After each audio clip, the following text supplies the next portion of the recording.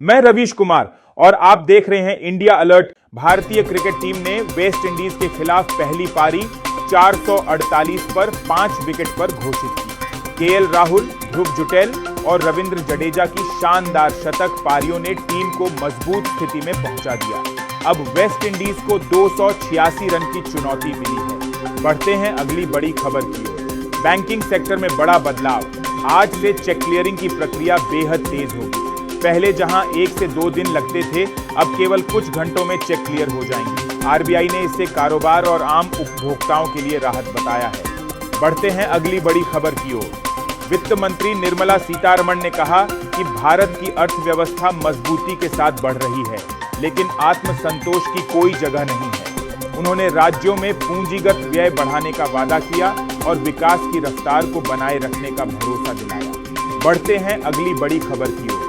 भारतीय reserve bank ने विदेशी उधार लेने के नियम आसान करने का प्रस्ताव रखा है। कंपनियों को अब नेटवर्थ के 300% या $1 अरब तक का बाहरी कर्ज लेने की अनुमति होगी, जो भी अधिक हो। यह कदम क्रेडिट फ्लो बढ़ाने के लिए अहम माना जा रहा है। बढ़ते हैं अगली बड़ी खबर की ओर।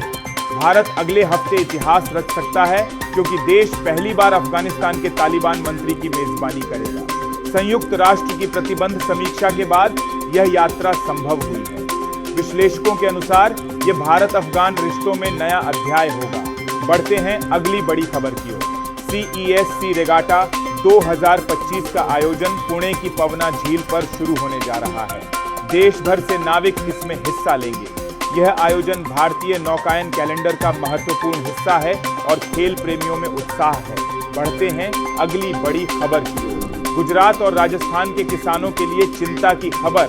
इसबगोल बीज की खरीद 6 अक्टूबर से रोक दी जाएगी। प्रोसेसर्स का कहना है कि GST वर्गीकरण अस्पष्ट होने तक खरीद संभव नहीं। किसानों को अब नई चुनौती का सामना करना पड़ेगा। बढ़ते हैं अगली बड़ी खबर की ओर। आज देश भर में प्रदोष व्रत मनाया गया। यह अक्टूबर महीने का पहला प्रदोष व्रत है और शनिवार प्रदोष होने से विशेष महत्व रखता है।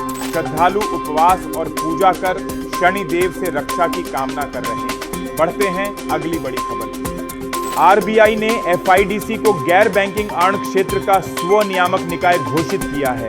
इसका उद्देश्य NBFC सेक्टर में पारदर्शिता और जवाबदेही को मजबूत करना है।